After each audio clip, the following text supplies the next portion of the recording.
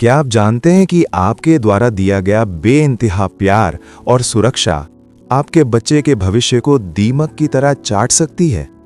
क्या आपकी ममता उसे दुनिया से बचा रही है या उसे इतना खोखला बना रही है कि वो छोटी सी हवा के झोंके से भी गिर जाए? आज की यह कहानी हर उस माँ बाप के लिए है जो अनजाने में अपने बच्चे के पंख काट रहे हैं। रुकिए और सोचिए, कहीं आप अपने बच्चे को कमजोर तो नहीं बना रहे? सुबह का वक्त था, हर घर की तरह भाग दौड़ थी।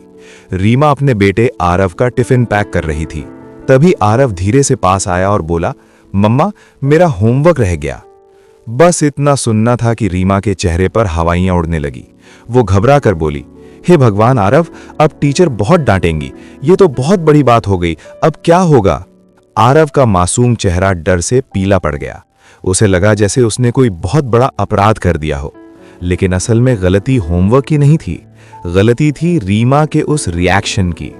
रीमा की ये आदत हर छोटी बात को पहाड़ बना देने की थी। आज के दौर में हम पेरेंट्स अपने बच्चों को इतना सुरक्षित रखना चाहते हैं कि हम भूल जाते हैं कि चोट लगना, गलती करना और डांट खाना भी बड़े होने का एक हिस्सा है। हम उन्हें कांच के घर में रख रहे हैं और नतीजा, बच्चा बाहर की दुनिया को एक भयानक जंगल समझने लगता है। आइए गहराई से समझते हैं कि हमारी वो कौन सी आदतें हैं जो बच्चे के आत्मविश्वास की जड़ें काट रही हैं। पॉइंट 1, छोटी बातों को महासंकट बनाना। जब आप चिल्लाते हैं, जैकेट पहनो वरना निमोनिया हो जाएगा, या होमवर्क नहीं किया तो करियर बर्बाद हो जाएगा, तो बच्चा क्या सीखता है? वो सीखता है कि जीवन में छोटी सी भी चूक एक तबाही है। इससे उसके मन में परफेक्शन का दबाव और एंजाइटी यानी चिंता घर कर जाती है। पॉइंट 2, हेलीकॉप्टर पेरेंटिंग, हर समस्या खुद सुलझाना। अगर आरव का किसी दोस्त से झगड़ा हुआ तो रीमा तुरंत फोन उठाकर उसके दोस्त की मां को डांटने लगती। अगर आरव को प्रोजेक्ट में दिक्कत आती तो रीमा खुद रात भर जागकर उसे पूरा करती। दोस्तों, जब हम बच्चे की हर मुश्किल खुद हल करते हैं तो हम उसे अनकहा संदेश देते हैं कि बेटा तुम खुद ये करने के काबिल नहीं हो। यहीं से पैदा होती है असहायता यानी हेल्पलेसनेस। पॉइंट 3, डर की बुनियाद पर परवरिश।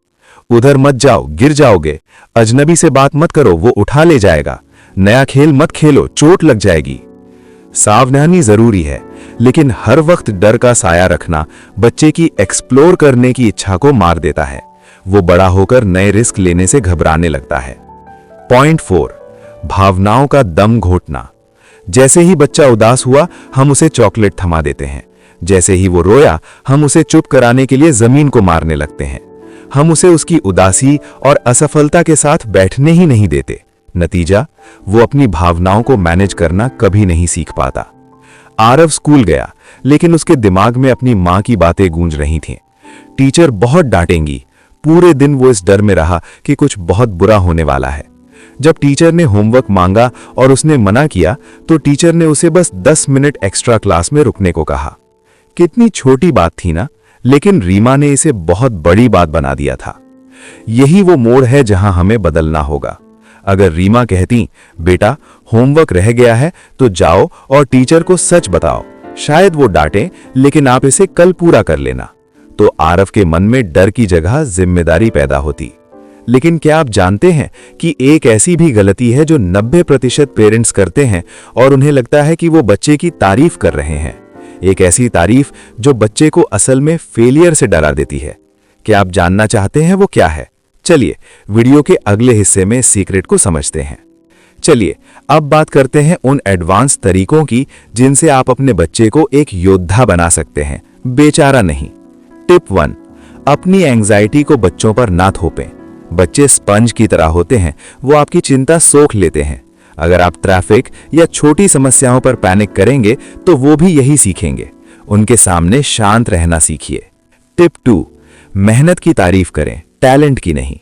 तुम बहुत स्मार्ट हो कहने के बजाय कहिए, तुमने इस सवाल को हल करने के लिए बहुत मेहनत की। जब आप मेहनत की तारीफ करते हैं तो बच्चा मुश्किलों से डरता नहीं है, बल्कि उन्हें एक चैलेंज की तरह लेता है। टिप 3, नेचुरल कॉन्सिक्वेंसेस का सिद्धांत। अगर बच्चा जैकेट नहीं पहनना चाहता तो उसे एक बार ठंड महसूस करने दीजिए, जब तक कि खतरा बहुत बड़ा ना हो। जब वो खुद परिणाम भुगतेगा तो वो आपकी नसीहत से ज्यादा तेजी से सीखेगा। टिप 4, रेस्क्यू करना बंद करें। अगली बार जब आपका बच्चा किसी खिलौने को जोड़ने में परेशान हो तो तुरंत हाथ ना बढ़ाएं, उसे थोड़ा फ्रस्ट्रेट होने दें, उसे सोचने दें। वही फ्रस्ट्रेशन उसके दिमाग की नसों को मजबूत करेगा। याद रखिए, आपका काम अपने बच्चे के लिए रास्ता आसान बनाना नहीं है, बल्कि अपने बच्चे को इतना मजबूत बनाना है कि वो हर मुश्किल रास्ते पर चल सके। अगर आज आप उसे छोटी तकलीफों से बचाएंगे तो कल जिंदगी की बड़ी चुनौतियां उसे तोड़ देंगी। उसे गिरने दीजिए, क्योंकि गिरने के बाद ही उठने का हुनर आता है। अगर आपको लगता है कि इस वीडियो से किसी माता पिता की मदद हो सकती है तो इसे शेयर जरूर करें और अपने विचार नीचे कमेंट्स में बताएं। क्या आप भी जाने अनजाने में आरव की मां जैसी गलती तो नहीं कर रहे? सब्सक्राइब करें ऐसी ही और गहराई वाली कहानियों के लिए। शुक्रिया।